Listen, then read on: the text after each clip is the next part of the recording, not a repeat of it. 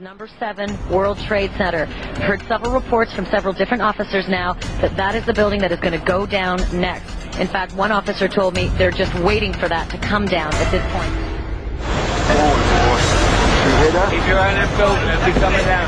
Building is about to blow up. Move it back. All right, guys? And it sounded like a countdown. And at the last few seconds, he took his hand off, and you heard 3, 2, 1, and he was just saying, "Just run for your life, just run for your life." And then it was like another 2, 3 seconds, you heard explosions, like boom. There's like a distinct sound. This was boom, and like you felt a rumble in the ground, like almost like you wanted to grab onto something.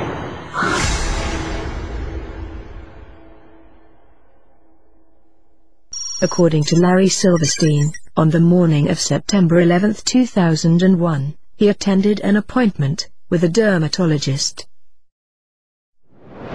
Where were you on September 11th? I was home. And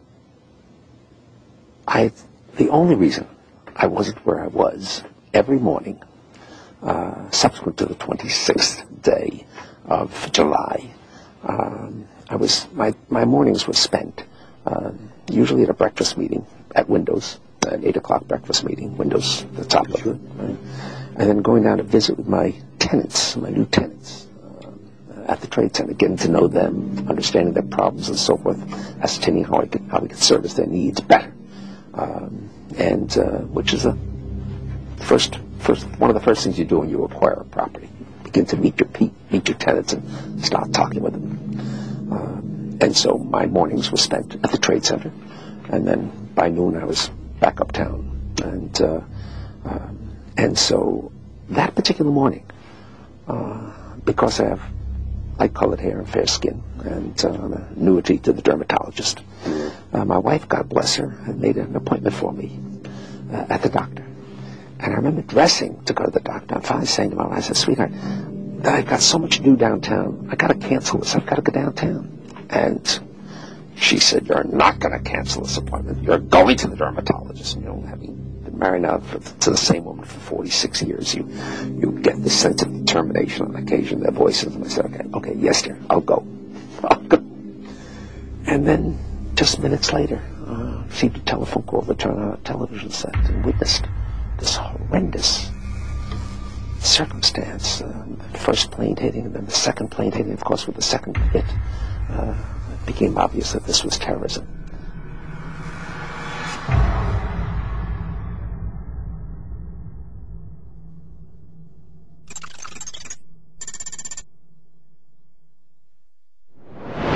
I remember getting a call from the fire department commander telling me that they were not sure they were going to be able to contain the fire.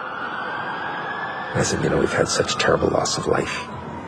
Maybe the smartest thing to do is pull it. And they made that decision to pull, and then we watched the building collapse. 3 years later, Silverstein issued a statement claiming that he had used the term "pull it" to refer to pulling the firefighters out of Building 7. But there are several problems with Silverstein's explanation. According to FEMA's building performance study, firefighters were never in the building. Preliminary indications were that due to lack of water, no manual firefighting actions were taken by the fire department. And these statements, from Popular Mechanics and the New York Times, confirmed that no firefighting took place in Building 7, and that the fire department had ordered firefighters away from the building at 11:30 a.m.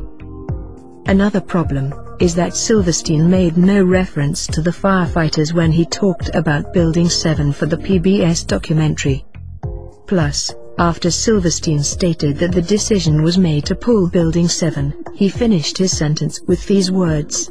And then we watched the building collapse. This would indicate that the collapse of Building 7 was the direct result of the decision to pull it.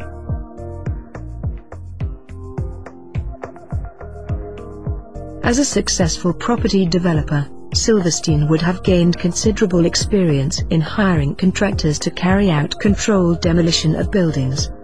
It's reasonable to assume that he would be aware that the term pull is often used by demolition experts to refer to bringing a building down. For example, here's Ground Zero's post-disaster wrecking crew talking about preparing to demolish Building 6.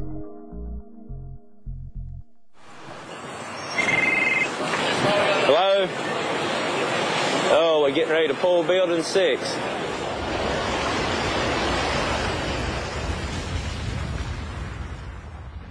When referring to Building 7, it was Silverstein who suggested that the smartest thing to do was to pull it. I said, you know, we've had such terrible loss of life. Maybe the smartest thing to do is pull it. And because Silverstein has more knowledge of controlled demolition than he does of firefighting, it is reasonable to assume that he was referring to pulling the building down. In an article titled "Shame on Jesse Ventura," Fox News journalist Jeffrey Shapiro confirms that Larry Silverstein had controlled demolition on his mind on September the 11th.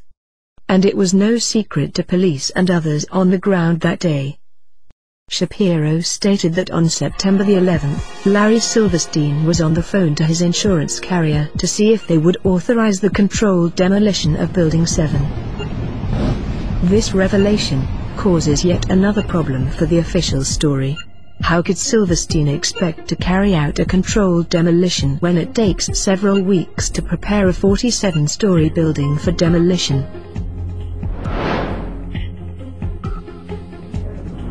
Now, here we're going to show you a videotape of the collapse itself. Describe that. Now we go to videotape, the collapse of this building.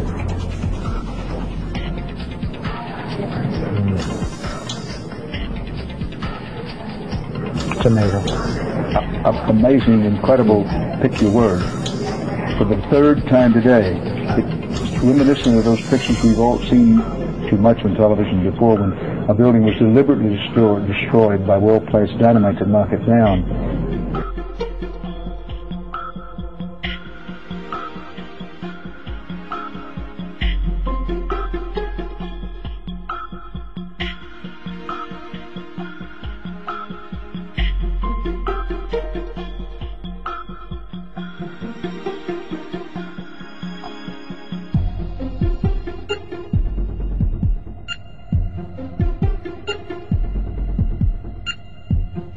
To me, I knew that was an explosion.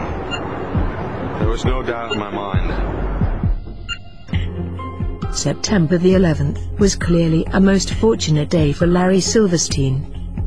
Not only did he avoid being killed by the attacks, he received a multi-billion-dollar settlement from an insurance policy taken out just a few weeks before.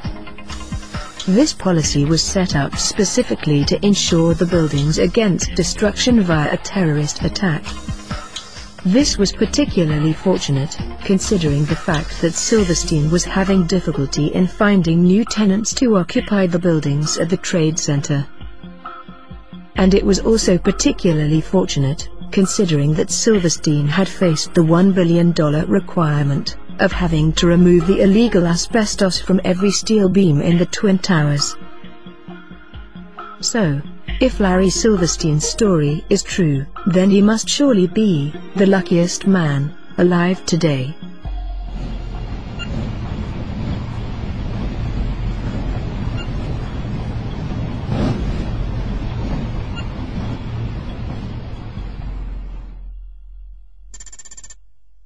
Larry Silverstein. Last time we talked, sir, I asked you if you could address some of the 9/11 conspiracy theories that you are accused of.